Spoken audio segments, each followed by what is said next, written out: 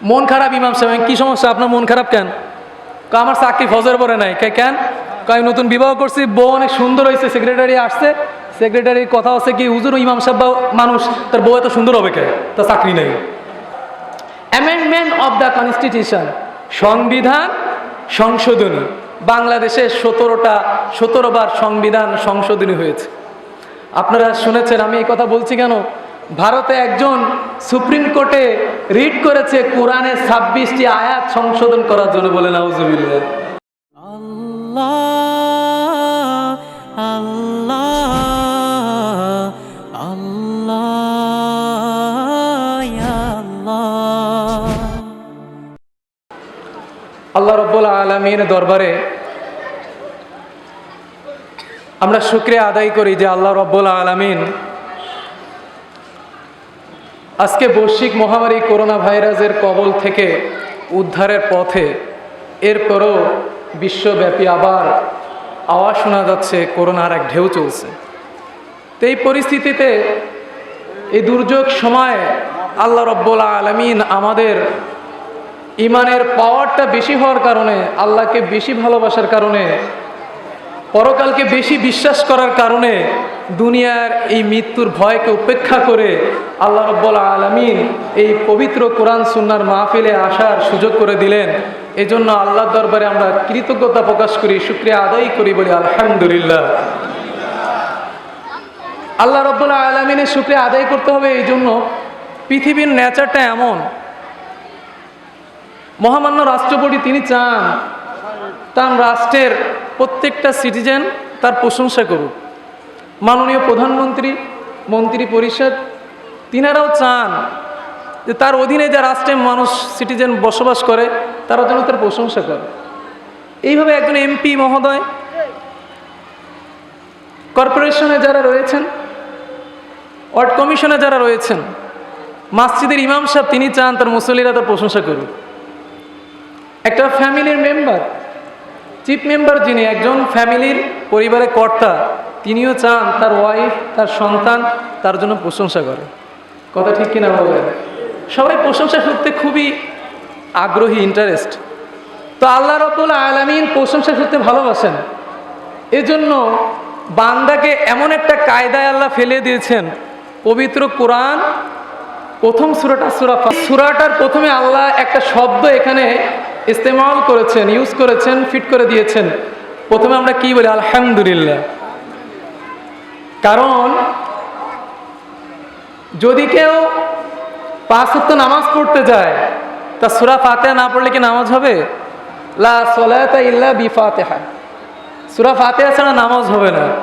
আর ফাতিহা পড়তে গেলে আল্লাহর প্রশংসা করো আর নাই করো, তোমার অজান্তে আলহামদু শব্দ বলতে হবে, সুবহানাল্লাহ। তার মানে আল্লাহর প্রশংসা করতেই হবে।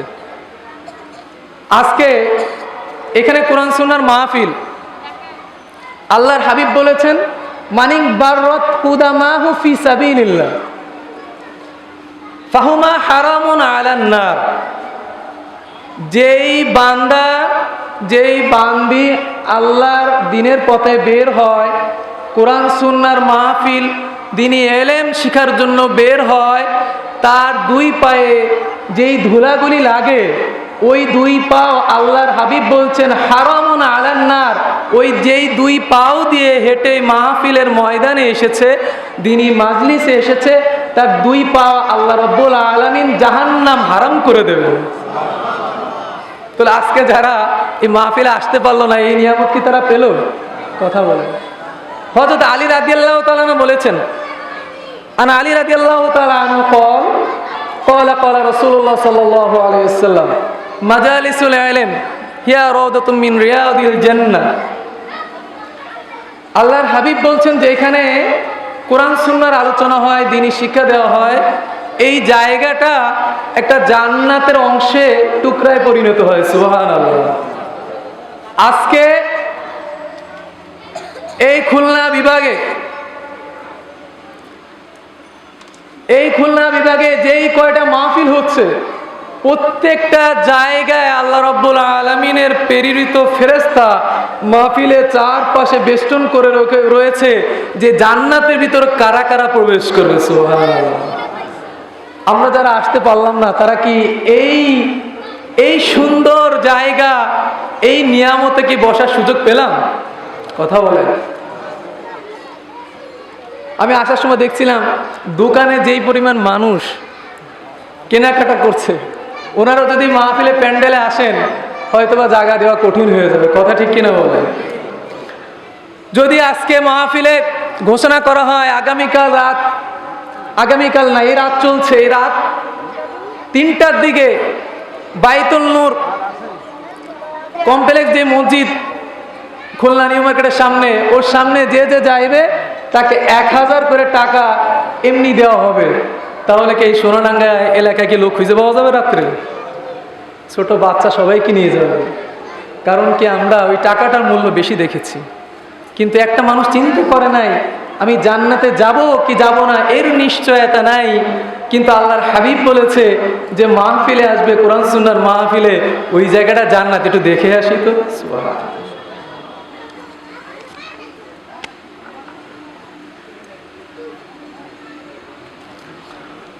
তো আল্লাহ রাব্বুল আলামিন এত সুন্দর নিয়ামত করে দিলেন, যাকে যাকে কবুল করেছেন, গ্রহণ করেছেন, যার মনটা তৈরি করে দিয়েছেন মাহফিলে আসার জন্য, সেই ব্যক্তি তো আসতে পেরেছে। কথা বলেন ঠিক কিনা? আমাদের মাহফিলে অনেকে আবার আসতে চান না।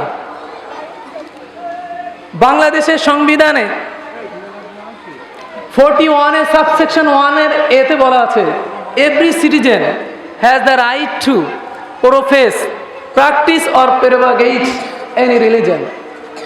বাংলাদেশে যেই ব্যক্তি বসবাস করে প্রত্যেকের অধিকার রয়েছে তার ধর্ম প্রচার করা, প্রসার করা এবং ধর্মের নসিহত করা। বলি সুবহানাল্লাহ। তাহলে কি আমাদের মাহফিলে আসতে কারো ভয় আছে? এই অধিকার দিয়েছে বাংলাদেশের সংবিধান। আপনারা দেখেন না নিউজ পেপারে কথায় কথায় শুধু বলে রাষ্ট্র চলবে সাংবিধানিক অনুযায়ী, সংবিধান অনুযায়ী। আমরাও তো মাহফিলে আসি সংবিধান অনুযায়ী। কথা ঠিক কিনা বলে?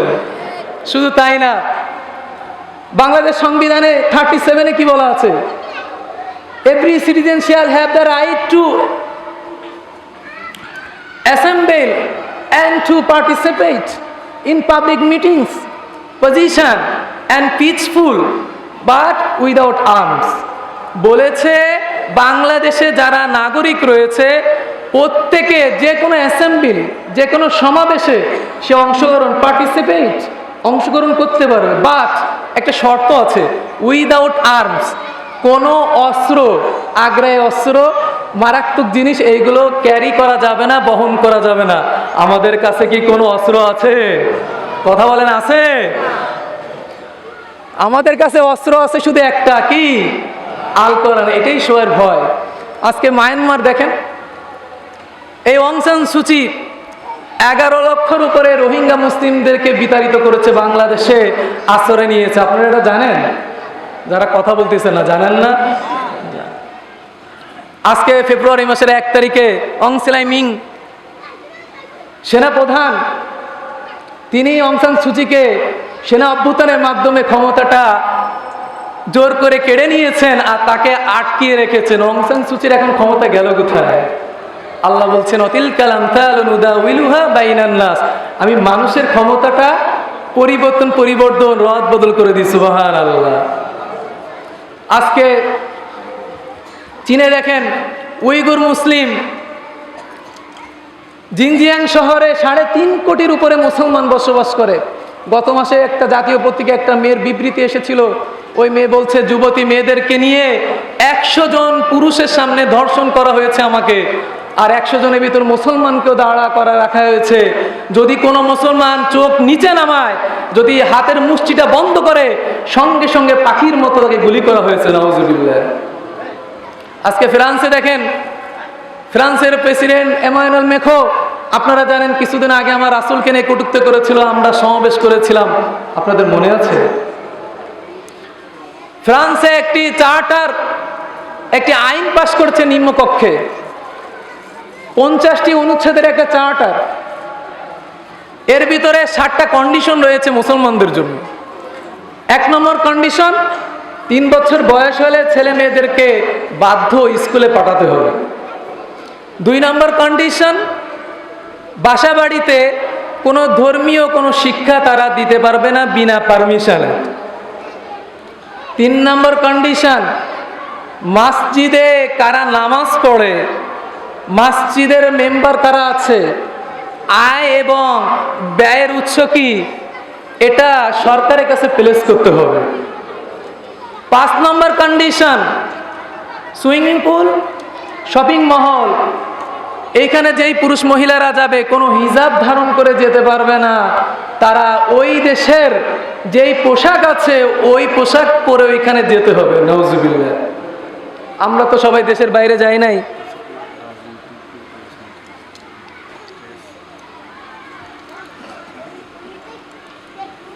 আপনারা কক্সবাজারে যারা গিয়েছেন, যখন সমুদ্রে গোসল করতে নামে, ছেলে মেয়ে সবাই গোসল করতে নামে, আপনারা দেখেছেন সবার পোশাকের ধরন কি একরকম? একজন মেয়ে একজন ছেলে জেনারেল যারা, তারা হাফ প্যান্ট পরে নামতেই পারে। আমি হুজুর মানুষ, আমি কি হাফ প্যান্ট পরে নামতে পারবো? কথা বলেন। তাহলে ফ্রান্সে যারা মুসলিম মহিলা রয়েছে সুইমিং পুলে গোসল করবে কিভাবে? হাফ প্যান্ট পরে? কথা বলেন। এই কন্ডিশনগুলো দেওয়া হয়েছে। ফ্রান্সের প্রধানমন্ত্রী কস্টেসকে বলা হয়েছে এটা তোমরা মুসলমানকে দমন করার জন্য করেছো। বলেছে না, এটা তো আমরা মুসলমানদের সুরক্ষার জন্য করেছি। চিন্তা করো, আজকে বিশ্বে মুসলমানদের সাথে এত পশ্চিমারা, ইসলাম বিদ্বেষীরা এত কনফ্লিক্টে জড়াচ্ছে, কারণটা কি? হযরত আমর ইবনে আস রাদিয়াল্লাহু তাআলা আনহু তিনি বলছেন নীল নদের পানি শুকিয়ে গিয়েছিল। ওমর রাদিয়াল্লাহু তাআলা আনহু খলিফা, সব মানুষ এসে বলল, ওমর নীল নদের পানিতে শুকিয়ে গেছে, আমরা কিভাবে বাঁচবো এখন? ওমর রাদিয়াল্লাহু তাআলা একটা চিঠি লিখলেন। চিঠি লিখে আমর ইবনে আসের কাছে বলল, হে আমর ইবনে আস, তুমি নীল নদে এই চিঠিটা ফেলে দেবে। আমর ইবনে আস বলছে, আমি চিঠিটা একটু দেখলাম কি লেখা। চিঠিতে ওমর লিখেছে, হে নীলনদ, ওই নীলনদে একটা নিয়ম ছিল, যদি কোনো রমণীকে বলি দেওয়া না হতো তাহলে নাকি ওই নীলনদ থেকে পানি বের হতো না। ওমর রাদিয়াল্লাহু তাআলা লিখেছে, হে নীলনদ, আমি ওমর খলিফাতুল মুসলিমিন বলছি, আমি বলছি খলিফাতুল মুসলিমিন ওমর, আমার চিঠি পাওয়ার সঙ্গে সঙ্গে তুমি নীলনদ থেকে পানি বের করে দেবে। সুবহানাল্লাহ বলবেন। আমর ইবনে আস মনে করলেন, ওমর তুমি খলিফা হতে পারো, অদ্দজাহানের বাদশা হতে পারো, কিন্তু নদী কি ওমরের কথা শুনবে? আমর ইবনে আস বলছে, আমি চিঠিটা নদীর মাঝে রাখলাম, চিকচিক করছে বালি, যেই রাখলাম কিছুক্ষণের মধ্যে দেখলাম নীলনদ, নীলনদ, ওই বালির ভিতর থেকে পানির ফোয়ারা বের হচ্ছে। এটা কেন? কারণ কি? হযরত ওমর তিনি একজন কোরআন বিদ্বেষী ছিল। আরবের বুকে আমার নবী যখন প্রথম কোরআনের চর্চা করছিলেন, কোরআনের প্রচার করছিলেন, ওমরও কোরআনের বিরোধী ছিল। ওমরের কানে আসলো মুহাম্মদ সাল্লাল্লাহু আলাইহি সাল্লাম এমন একটি কিতাব নিয়ে এসেছে, যে কিতাবের কথা সে বলছে আর মানুষকে আমাদের ধর্ম থেকে অন্য ধর্মের দিকে সরিয়ে নিয়ে যাচ্ছে। হযরত ওমরের কানে আসলো, ওমর রাসূলের সঙ্গে মিট করার জন্য আসলো, সাক্ষাৎ করার জন্য। ওমর এসে দেখে রাসূল সাল্লাল্লাহু আলাইহি সাল্লামের নামাজে দাঁড়িয়ে আছে, বলে সুবহানাল্লাহ। ওমর চিন্তা করছে যে মুহাম্মদ সাল্লাল্লাহু আলাইহি সাল্লাম প্রার্থনা করছে, আমি একটু দেখি ওমর কি করে, মুহাম্মদ সাল্লাল্লাহু আলাইহি সাল্লাম কি করে। ওমর সুন্দর পিছে দাঁড়িয়ে আছে, মুহাম্মদ সাল্লাল্লাহু আলাইহি সাল্লাম আমার নবী সে নামাজে কোরআন তেলাওয়াত করছে। ওমর পিছন থেকে শুনছে। তো যখন শুনতেছিল তখন ওমরের মনের ভিতরে একটা কেমন জানি মনটা অন্য মনস্ক হয়ে গেল, যে মুহাম্মদ সাল্লাল্লাহু আলাইহি সাল্লাম কি সুন্দর করে কি যেন বলতেছে। ওমর বলছে, আমি মুহাম্মদ সাল্লাল্লাহু আলাইহি সাল্লামের পিছনে ছিলাম, আমার নবী মুহাম্মদ সাল্লাল্লাহু আলাইহি সাল্লাম নামাজের ভিতর কোরআন তেলাওয়াত করছে। কোরআন তেলাওয়াত এত সুন্দর, আমি মনে মনে ভাবলাম মানুষের কথা তো এত সুন্দর হয় না, কোন জিন মনে হয় মুহাম্মদ সাল্লাল্লাহু আলাইহি সাল্লামের উপর আসর করেছে, ভর করেছে। আমাদের দেশে অনেকে আছে না, জিন আসে ঘাড়ে, আপনারা জানেন না, শুনছেন না, জিনে কথা বলে। তো রাসূল সাল্লাল্লাহু আলাইহি সাল্লাম নামাজের ভিতরে কোরআন পড়তেছে, এত সুন্দর লাগতেছে। তা ওমর মনে করতেছে কি যে মানুষটা এত সুন্দর করে কথা বলতে জানে না, মনে হয় কোনো জিন আসর করেছে। কারণ কি, জিনেরা শত শত বছর বাঁচত। রাসূল সাল্লাল্লাহু আলাইহি সাল্লাম ফজরের নামাজ পড়ছে, কোরআন তেলাওয়াত করছে নামাজের ভিতরে, একদল জিন নামাজের আওয়াজ পেয়েছে। তারা চিন্তা করছে যে এটা কি ধরনের আওয়াজ, এত সুন্দর কেন, দেখি তো, চল আমরা যাই। কি অবস্থা, রাসূল ফজরের নামাজ পড়াচ্ছেন, দীর্ঘ সূরা ধরেছেন, আর জিনেরা পিছে কোরআন তেলাওয়াত শুনছে। আল্লাহ রাব্বুল আলামিন এই কথাটাই পবিত্র কোরআনে উঠাই দিলেন। জিন জাতিকে কেন্দ্র করে আমার আল্লাহ পবিত্র কোরআনে একটি সূরা জিন অবতীর্ণ করলেন। আল্লাহ রাব্বুল আলামিন বললেন, কুল উহিয়া ইলাইয়া আন্নাহু ইসতামা'a নাফারুম মিনাল জিন। আল্লাহ বলছেন, হে নবী, কুল উহিয়া ইলাইয়া, ওহির মাধ্যমে আপনার কাছে কোরআন অবতীর্ণ করেছি। সুবহানাল্লাহ। আন্নাহু ইসতামা'a নাফারুম মিনাল জিন, নাফারুন শব্দের অর্থ হচ্ছে দল, ফিরকা, পার্টি। তো একদল ফেরেশতা ইসতামা, ওই কোরআনটা শুনলেন। ওই একদল জিন কোরআন শুনলেন। তার ভিতরে একটা জিন ছিল, তিনি ঈসা আলাইহিস সালামের জমানায়ও ছিল, মুসা আলাইহিস সালামেরও জমানায় ছিল। ওই জিন ওই দলে ছিল। ওই জিন বলছে, আমরা মুসা নবীর কিতাব শুনেছি, ঈসা নবীর কিতাব শুনেছি, কিন্তু এই মুহাম্মদ সাল্লাল্লাহু আলাইহি সাল্লামের এত সুন্দর কিতাব আমরা আগে শুনি নাই। এই কিতাবটা এত সুন্দর। তারা বলল, ফাকালু ইন্না সামি'না কুরআনান আজাবা। তারা বলল, ইন্না সামি'না, আমরা শুনেছি কুরআন, এমন কুরআন, আজাবান, আজীব, আশ্চর্য কুরআন, যা পৃথিবীতে আগে কোনোদিন আসে নাই। সুবহানাল্লাহ। ইয়াহদি ইলা রুশদি ফাআমান্না বি। তারা বলছে ইয়াহদি ইলা রুশদি। আর এই কোরআনটা কি করে? এই কোরআনের কাছে যে আসে, এই কোরআনকে যে ভালোবাসে, এই কোরআন অনুযায়ী যে চলে, ইয়াহদি ইলা রুশদি, তাকে সঠিক হেদায়েতের পথ এই কোরআন দেখায়। বলি সুবহানাল্লাহ। ভাই, এই কোরআনটা আসছে মানুষকে হচ্ছে সঠিক পথ দেখাতে। আজকে দেখেন, বাংলাদেশ একটা ডিসিপ্লিনের ভিতর চলে। বাংলাদেশে একটা সংবিধান আছে, 153টা আর্টিকেল আছে, অনুচ্ছেদ আছে। প্রথম একটা ভাগ আছে, এখানে 11টি অধ্যায় আছে। প্রথম অধ্যায় দ্য রিপাবলিক, প্রজাতন্ত্র। এই প্রজাতন্ত্রের ভিতরে ডিসক্রিপশন করা আছে বাংলাদেশের সীমানা কতটুকু হবে, জাতীয় পতাকা কেমন হবে, রাষ্ট্রীয় ভাষা কেমন হবে, ধর্ম কি হবে, জাতির পিতার কি কে সম্মান রয়েছে, এই জিনিসগুলো এখানে বলা আছে। দ্বিতীয় একটা পার্ট আছে, fundamental principal of state policy, তার মানে রাষ্ট্র পরিচালিত হবে কিভাবে, একটা রাষ্ট্রর কাঠামো কি হবে, এখানে বলা আছে। তৃতীয় ভাগে যাবে ফান্ডামেন্টাল রাইটস, মৌলিক অধিকার, মানুষ এই রাষ্ট্রে বসবাস করলে কি কি অধিকার তার আছে। এরপরে পাড়ে যাবেন দ্য এক্সিকিউটিভ, নির্বাহী বিভাগ, নির্বাহী বিভাগের প্রধান কে হবে। এরপরে আছে দ্য পার্লামেন্ট, লেজিসলেচার, আইনসভা, একটা পার্লামেন্ট এই রাষ্ট্রে কিভাবে নির্বাচিত হবে।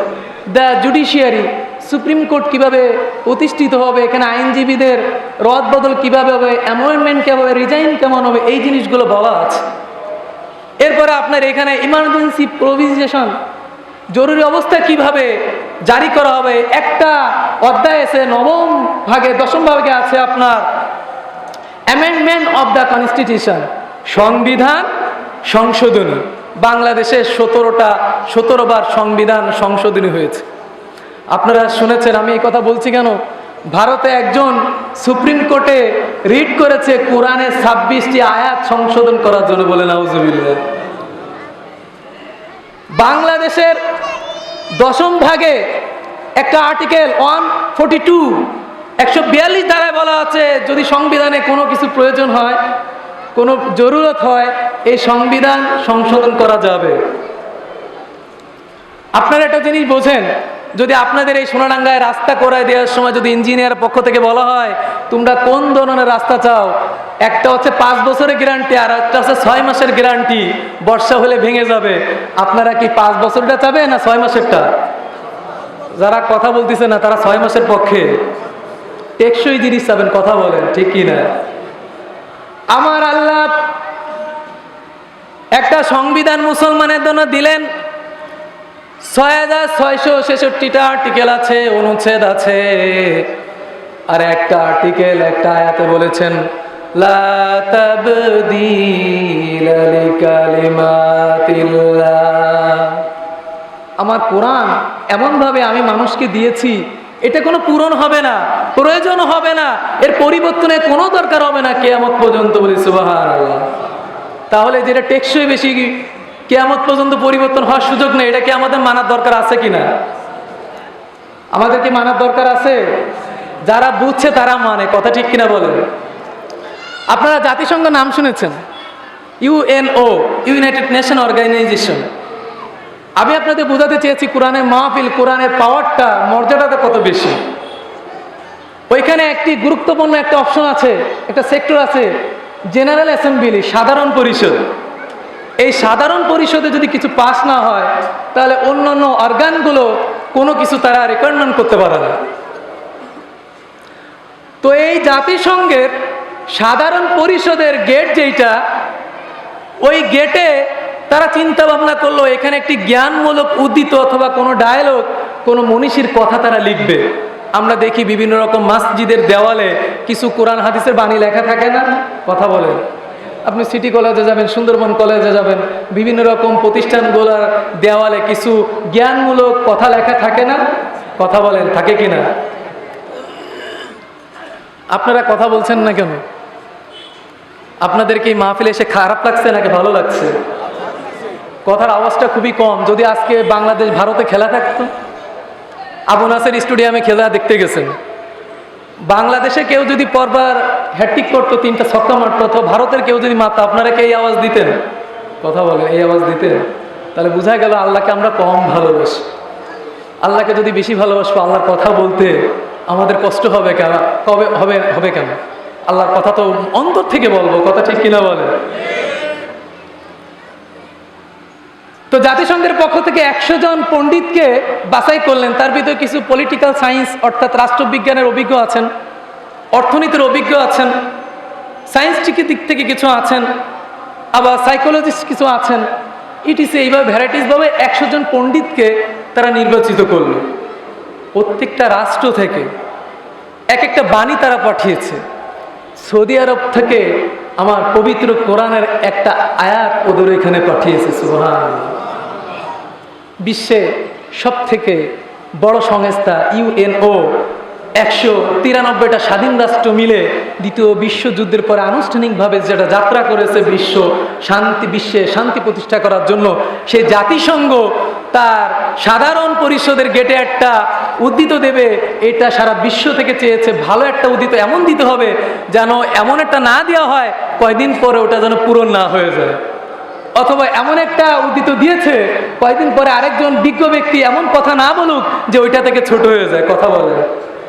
সেরকম মানে দিতে হবে। তো সৌদি আরব থেকে একটি কোরআনে আয়াত পাঠানো হলো। 100 জন মনীষী বারবার রিসার্চ করে, কনসিডার করে, গবেষণা করে, ডিসকাশন করে, সিম্পোজিয়ামে আলোচনা করে, অ্যাসেম্বলিতে আলোচনা করে, ওইটার বাদ দিতে পারে না। এটা কিভাবে সম্ভব? মুসলমানের কোরআন আয়াত আমাদের এখানে লাগবে, মেনে নেওয়া যায়? মেনে নেওয়া যায়? কথা বলেন। আপনারা কথা বলতেছেন না, আওয়াজ কম। এক হুজুর এরকম বলছিলেন যে মাহফিলে গেছে, এখন কথা বলে না, এখন কথা বলে না। সামনে একজনকে জিজ্ঞেস করছে, তুমি কথা বলো না কেন? বলছে আমার ওয়াইফ বলছে তুমি কম কথা বলবা, যে যাই বলুক হুজুর বললে লাফাবা না। এখন বলছে আপনারা সবাই কি স্ত্রীর কথা শোনেন, স্ত্রীকে ভয় পান? কেউ কিছু বলে না। কারণ কি, যখন নতুন বিবাহ হয়, নতুন বিবাহ যদি হয়, আগে থেকে সম্পর্ক যদি না থাকে, তাহলে তো খুশির সহিত কবুল বলে ফেলে। এতদিনের সাধনা এখন হবে আশা, বাসনা এখন হবে পূর্ণ। তো যাই হোক, নতুন বউ তো কবুল না বলার মতনই চোখ একটু বুঝায় যায়, হ্যাঁ আমি রাজি আছি, এরকম বলে লজ্জাবতী। তো হুজুর মনে করলেন, বললেন কি তোমরা বউকে যারা যারা ভয় পাও তারা বাম সাইডে চলে যাও। তাহলে আমি বুঝতে পারি সবাই যদি তার ওয়াইফকে ভয় পাও, মাহফিল আর করবো না। সবাই চলে গেছে, একজন লোক যায় না। চিকুন, স্বাস্থ্য খুব চিকুন, লম্বা। হুজুর চিন্তায় পড়ে গেল, সব পালনটা স্ত্রীকে ভয় পায়, আর এই চিকুন একদম চ্যাংড়া স্ত্রীকে ভয় পায় না। হুজুর জিজ্ঞেস করলো, ব্যাপার কি, তোমার ওয়াইফকে তুমি ভয় পাও না? হুজুর ভয় পাই কিনা জানি না, কিন্তু আসার সময় আমার ওয়াইফ বলেছে সবাই যেদিকে যাবে তার উল্টো দিকে তুমি যাবে। আর আপনারা যে কোন তালিমে আসছেন আল্লাহই জানে, কথা বলতেছেন না। আল্লাহর কোরআনে মাহফিল, আওয়াজ দেবেন, আল্লাহকে ডাকবেন, আল্লাহ আরো খুশি হয়ে যাবে। সুবহানাল্লাহ। আজকে যদি মহামান্য রাষ্ট্রপতি যদি কোনো এলাকা আসেন, আপনারা দেখছেন বিভিন্ন পাবলিক ইউনিভার্সিটিগুলোতে যখন সমাবর্তন আসে, তখন চ্যান্সেলর সাহেব আসেন, তখন 7 দিন আগের থেকে প্রশাসনের পাহারারা এরকম ঘিরে রাখে, ওইখানে পুলিশ প্রশাসনও ভরে যায়, কাউকে ওখানে প্রবেশ করতে দেয় না। আজকে কোরআনের মাহফিল আপনার চারপাশ থেকে ফেরেশতারা ঘিরে রেখেছে, আপনার এর থেকে সৌভাগ্য কয়জনে হতে পারে? তো শেষমেশ তারা মুসলমানের কোরআনে একটা বাদ দিতে পারলো না। ওর মহত্বটা এত সুন্দর, অর্থটা এত সুন্দর, কথাগুলো এত সুন্দর, বাদ দিতে পারলো না। শেষমেশ সবাই ডিসাইড করলো কিচ্ছু করার নাই, এই আয়াতটাই জেনারেল অ্যাসেম্বলির গেটে লাগাইতে হবে। সুবহানাল্লাহ।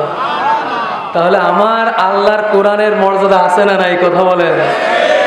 আজকে আমি বলতে চেয়েছিলাম, আজকে ইহুদিরা, এই নাসারারা, এই পশ্চিমারা কেন কোরআন থেকে মুসলমানদের দূরে রাখতে চায়, ইসলাম থেকে দূরে রাখতে চায়? তারা জানে যদি মুসলমান কোরআন পড়ে, কোরআনে অর্থ বোঝে, এই কোরআন অনুযায়ী জীবন পরিচালনা করে, এই বিশ্ব, এই পৃথিবী মুসলমানদের হাতে চলে যাবে, মুসলমানরাই রাজত্ব করবে। কথা ঠিক কিনা?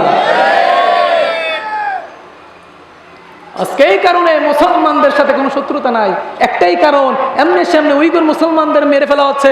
বলা হয়েছে কেন মারা হচ্ছে তাদেরকে, এই জন্য মারা হচ্ছে যেন মুসলমানের সংখ্যা বেড়ে না যায়। রোহিঙ্গা মুসলিমদের কেন মারা হলো? কারণ কি, তাদের সংখ্যা যেন বেড়ে না যায়।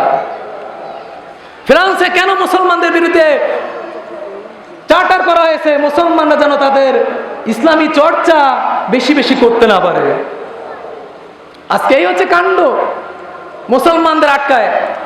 আল্লাহ পবিত্র কোরআনে বলেন, ইউরিদুনা লিইউতফিউ নূরাল্লাহি বিআফওয়াহিহিম ওয়া ইয়াবাল্লাহু ইল্লা আইয়ুতিম্মা নূরাহু ওয়ালাউ কারিহাল কাফিরুন।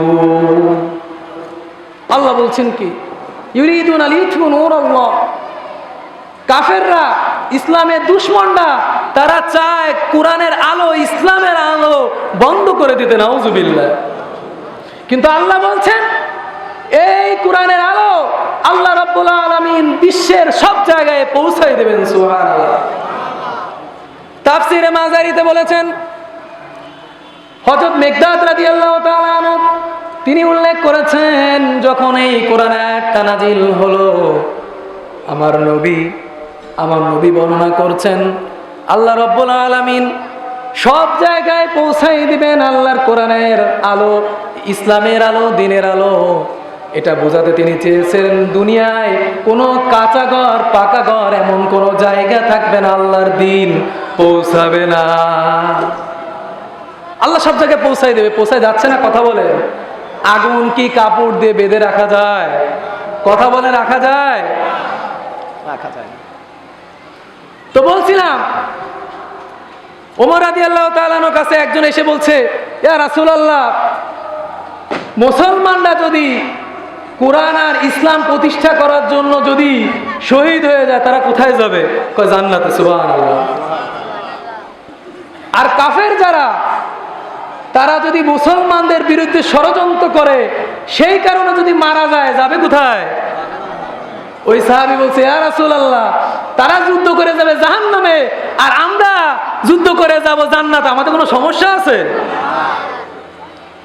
জান্নাতের ভিতরে আল্লাহ রাব্বুল আলামিন সবকিছু মানুষকে দেবেন, একদল লোক জান্নাতে থাকতে যাবে না। ওই আল্লাহ, আমরা জান্নাতে ভালো লাগতেছে না। কি আশ্চর্য বিষয়, মানুষ দুনিয়াতে গাড়ি চায়, বাড়ি চায়, টাকা চায়, শান্তি চায়, এসি চায়, জান্নাতে তো সব আছে। ওই যে বাইজি বুস্তামি রাহমাহুল্লাহর কাছে একজন জিজ্ঞেস করছে ইহুদিরা, যে জান্নাতে নাকি মানুষ শুধু খাবে, মানুষ শুধু খাবে কিন্তু মল ত্যাগের প্রয়োজন হবে না, টয়লেটের প্রয়োজন হবে, এটা কিভাবে সম্ভব? তো বাইজি বুস্তামি রাহমাহুল্লাহ উনি বলেছেন যে মানুষ খাবে, মানুষের গায়ের যে লোম রয়েছে ওই লোমের গোড়া থেকে এক ধরনের বাতাস বের হবে, ঘ্রাণ বের হবে, মিশকা আম্বরের ঘ্রাণ, ওর মাধ্যমে আল্লাহ পেটের ভিতরে ময়লা সব দূর করে দেবেন। সুবহানাল্লাহ। এখন ইহুদিরা বলছে এটা সম্ভব কিভাবে? দুনিয়া মানুষের বাড়ি গাড়ি সব জায়গায় টয়লেট আছে, এখন তো বিমানেও টয়লেট আছে, ট্রেনেও টয়লেট আছে। বাইজি মুস্তাফি বললো, তুমি যে তোমার মায়ের পেটে 10 মাস 10 দিন ছিল, ওইখানে টয়লেট কোথায় ছিল? কথা বলো, এখানে কি টয়লেট ছিল? তো একদল জান্নাতে থাকতে যাবে না। তো তোমরা কি চাও? তারা বলবে সুম্মা উকতিলু সুম্মা উহা সুম্মা উকতিলু সুম্মা উহা। আল্লাহ আমাদের দুনিয়ায় পাঠাও, আমরা জিহাদ করব ইসলাম প্রতিষ্ঠা করার জন্য, কোরআন প্রতিষ্ঠা করার জন্য, আর শহীদ হব, আবার দুনিয়ায় যাব। আর আমরা যদি বাড়ির পাশে মাহফিল কোরআনের জন্য চেষ্টা করার দরকার নাই, কোরআনে মাহফিল শুনতে আসবো, এটাই আমাদের তকদিরে নাই। কথা বলেন ঠিক কিনা? আজকে এই মাহফিলের মাইকের আওয়াজ যত দূরে যাচ্ছে, সবাই যদি প্যান্ডেলে আসতেন তাহলে এই প্যান্ডেল কি ধরা সম্ভব হতো? কথা বলেন। কারণ হেদায়েত তো সবার কপালে নাই, আছে। যদি মাহফিলে আসলেই হেদায়েত হতো সবার চেহারা পরিবর্তন হয়ে যেত। এই মাইক অপারেটর ভাইরা, ওনারও তো মাহফিল যায়, ওনারও তো পরিবর্তন হয়ে যেত। কথা ঠিক কিনা বলে? ইহদিল্লাহু মান ইয়াশা ওয়া ইয়াহদি মান ইয়াশা। আল্লাহ যাকেই কোরআনে নূর হেদায়েত রাখবেন, আল্লাহ তাকেই দেন। সুবহানাল্লাহ। আল্লাহ রাব্বুল আলামিন জান্নাতে স্বামীদেরকে, পুরুষদের জিজ্ঞেস করো তোমরা কি চাও? দুনিয়াতে অনেক কষ্ট করছো, ছেলের জন্য, মেয়ের জন্য, ওয়াইফের জন্য অনেক কষ্ট করে টাকা উপার্জন করছো, ওরা অনেক কিছু চাবে, হুর দাও, স্ত্রী দাও, টাকা পয়সা, খাওয়া দাওয়া সব কিছু দাও, ফল ফলাদি। স্ত্রীদের জিজ্ঞেস করবে তোমরা কি চাও? কয় আমরা কিছু চাই না।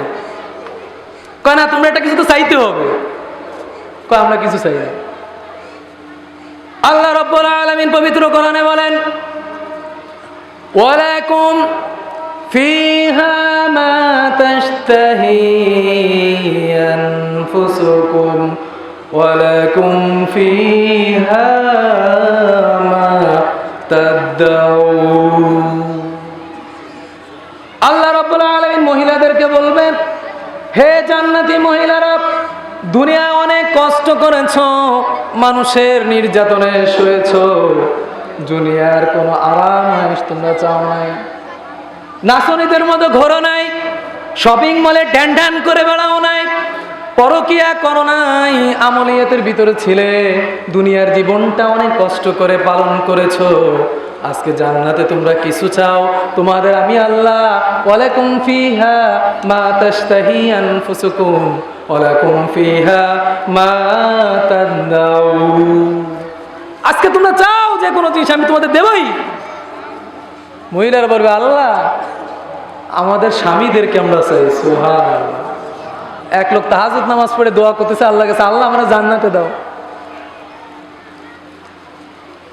ওই মহিলা ঘুম থেকে উঠে বলছে, মুনাজাত শেষ হওয়ার পরে, যে তুমি একা একা জান্নাত চাও, আমার জন্য একটু কও না। কয় ফরাদের মার যন্ত্রণায় বাড়ি টিকতে পারে না, জান্নাতে যাও তোমার সাথে ঝগড়া করবো। বিষয়টা হচ্ছে কি দেখেন, আমাকে একটু বলা হয়েছে স্বামী সম্পর্কে একটু আলোচনা করতে। তো বলছিলাম যে ওমর রাদিয়াল্লাহু তাআলা আনহুর বিষয়টা। ওমর রাদিয়াল্লাহু তাআলা আনহু, আমি এরপরে আসবো, ঘুরে বলবো ইনশাআল্লাহ। ওমর রাদিয়াল্লাহু তাআলা আনহুর কাছে সাহাবী বলছিল যে ইয়া রাসূলুল্লাহ, কোরআনের কথা বলার কারণে, কোরআনের দায়ী হওয়ার কারণে আমার যদি সমস্যা হয়, পরকালে যদি আমি পুরস্কার পাই, আমার তো কোনো সমস্যা নাই, সমস্যা আছে? ওমর রাদিয়াল্লাহু তাআলা আনহু এমন একজন খলিফা ছিলেন, তিনি মৃত্যুর আগে তার সন্তানকে ওসিয়ত করেছিলেন। ওমর ইবনে আব্দুল্লাহ, তার সন্তান আব্দুল্লাহকে বলেছিল, আব্দুল্লাহ, আমি যখন মৃত্যুবরণ করবাও তখন হযরত আয়েশা সিদ্দিকা রাদিয়াল্লাহু তাআলা আনহার কাছে যাবা, তুমি ওনার কাছে গিয়ে আমার একটা আবদার আছে, এই আবদারটা তুমি তাকে শোনাবা। বাবা, কি আবদার? আবদারটা হচ্ছে কি, নবী করিম সাল্লাল্লাহু আলাইহি সাল্লামের যে কবর মোবারক রয়েছে, তার পাশে হযরত আবু বকর সিদ্দিক রাদিয়াল্লাহু তাআলার কবর রয়েছে, আর এর পরে যেন আমার কবরটা হয়, এই জন্য আয়েশার কাছে একটা আবদার জানাবো। সুবহানাল্লাহ। হযরত ওমরের মৃত্যু হয়ে গেল, ইন্তেকাল হয়ে গেল। হযরত ওমরের নসিহত অনুযায়ী তার সন্তান আয়েশা সিদ্দিকা রাদিয়াল্লাহু তাআলা আনহার কাছে তিনি চলে গেলেন। জানাজা দেয়া হলো, কাফন পরানো হলো। আয়েশার কাছে গিয়ে বলল, মা আয়েশা, আমার বাবা হযরতে ওমর, তিনি মৃত্যুর আগে একটা ওসিয়ত করেছিলেন, আমার যখন মৃত্যু হবে, মৃত্যুর পরে আয়েশার কাছে গিয়ে বলবা রাসূলের কবর, তারপরে আবু বকরের কবর, তারপরে যেন আমার বাবা ওমরের কবরে জায়গা দেয়া হয়। হযরত আয়েশা সিদ্দিকা রাদিয়াল্লাহু তাআলা আনহা তিনি চিন্তায় পড়ে গেলেন। তিনি মনে করলেন রাসূলের পাশে আবু বকরের কবর, আর আমি চেয়েছিলাম আবু বকরের পরে আমার কবরে জায়গাটা হবে, কিন্তু ওমর খলিফাতুল মুসলিমিন, সে রাসূলের কাছের মানুষ ছিল।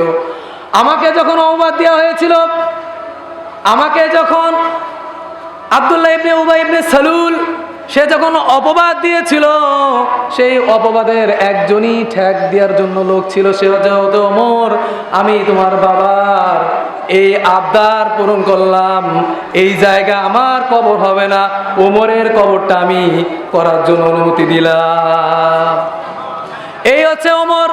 আমি বলতেছিলাম রাসূল নামাজ পড়ছিল, মনে আছে? রাসূল নামাজের ভেতর কোরআন পড়ছিল। এই কোরআনটা কি জিনিস আমি আপনাদের বোঝাতে চেয়েছিলাম, এই কোরআনের একটা অংশ আকীদা নিয়ে আলোচনা করা হয়েছে। সুবহানাল্লাহ। একটা হচ্ছে ঈমান, আল্লাহর উপর ঈমান আনা লাগবে। আল্লাহর উপর ঈমানটা কেমন? আপনি ফজরের নামাজ ছাড়তে পারবেন না, ঘুমায় থাকতে পারবেন না, আল্লাহকে আপনার ভয় পাইতে হবে। অমালাইকাতাহু, আপনি মিথ্যা কথা বলতে পারবেন না, অন্ধকারে গোপনে কোনো অবৈধ কাজ করতে পারবেন না। আপনার জানা থাকা লাগবে দুই কাটে দুইটা ফেরেশতা আছে। অকুতুবিহি, কিতাবের উপরে, কোরআনের উপর ঈমান আনা লাগবে। কোরআনে কি কি বলছে ওই অনুযায়ী আপনার চলতে হবে। অরসুলিহি, আমার রাসূলের সুন্নাহ অনুসরণ করা লাগবে, আমার রাসূল কিভাবে চলেছে এটা আপনার মানতে হবে। ওয়াল কদরি খায়রিহি ওয়া শাররিহি, আর আপনার তাকদীর কি বিশ্বাস করা লাগবে। দ্বিতীয় একটা পার্ট আছে। এগুলো কেন বলছি? নবী করিম সাল্লাল্লাহু আলাইহি সাল্লামের সময় যখন রাসূল হিজরত করেন নাই, তার আগে আবিসিনিয়ায় 80 জন বিশিষ্ট একটি দল আল্লাহ রাব্বুল আলামিন আবিসিনিয়ায় পাঠিয়েছিলেন, আপনারা জানেন। ওর প্রধান একজন দল প্রধান যিনি ছিলেন, তিনি হচ্ছে আবু জাফর ইবনে তালেব, আবু জাফর তৈয়ারা। তাকে কেন দল প্রধান বানালেন আমি এটা বোঝানোর জন্য বলছি। রাসূল সব কিছু শিখিয়ে গিয়েছেন, দল প্রধান কিভাবে হবে। রাসূলের সময় নিয়ম ছিল 20 জন, 20 জনের যদি একজন দল প্রধান হয়, তার যোগ্যতা থাকা লাগবে অন্তত সূরা বাকারা মুখস্থ থাকা লাগবে। সুবহানাল্লাহ। কারণ সূরা বাকারার ভিতরে 1000-এর উপর আইন আছে। সুবহানাল্লাহ। আইন যদি আজকে মানতো, আল্লাহর হাবিব বলেছে আন্নাসু শুরাকাউ ফি সালাসিন, আন্নাসু শুরাকাউ ফি সালাসিন। তিনটা বিষয় আইন আছে, যেই তিনটা বিষয় দুনিয়ার কোনো মানুষ হস্তক্ষেপ করতে পারবে না। তিনটা বিষয় পৃথিবীর সব মানুষের অংশীদারিত্ব আছে, তার ভিতরে একটা আছে আল মা ও পানি। যদি আজকে পানি মন্ত্রী যিনি আছেন বাংলাদেশের, ভারতের পানি মন্ত্রী যিনি আছে, তিনি যদি জানতেন আমার রাসূল আইন প্রয়োগ করে গেছে ফারাক্কা বা টিপাই মুদবাগ দেওয়া যাবে না, পানি জারি, পানি প্রবাহমান, এই নদীর পানি কোনো সময় আটকানো যাবে না, তাহলে বাংলাদেশ কি মরুভূমি হইতো? কথা বলে না। তো রাসূলের সময় নিয়ম শিখাই গেছে যে নেতা কে হবে, দল কে হবে। 20 জনের প্রধান যে হবে তার সূরা বাকারা থাকা লাগবে মুখস্থ।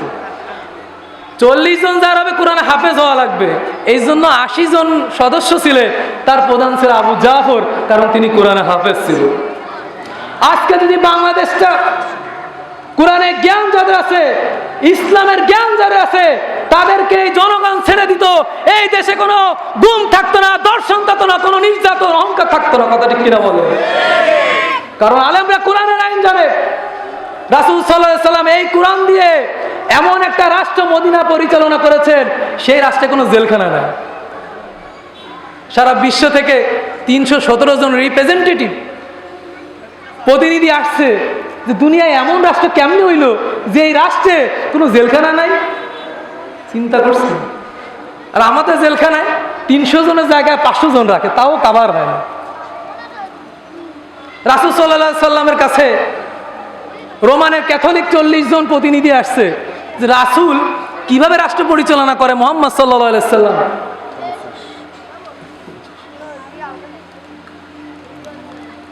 কিভাবে রাষ্ট্র পরিচালনা করে, যে তার দেশে কোনো জেলখানা নাই। আশ্চর্য বিষয় না? আজকে যদি আমাদের দেশে এমন হইতো কোনো চোরের ভয় নাই, আমরা কি শান্তি পাইতাম না কষ্ট পাইতাম? যারা কথা বলতেছেন না, কষ্ট পাইতেন?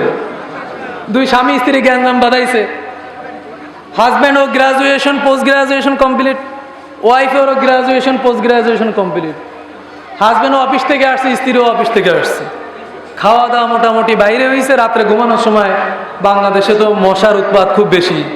মশার উৎপাত কি বেশি না কম? মশার টানা। হাজব্যান্ড কয় আমি তো টায়ার্ড, তুমি তো মশারটা টানায় দাও। আমিও তো টায়ার্ড। তুমি তো মশার টানা, তুমি টানা।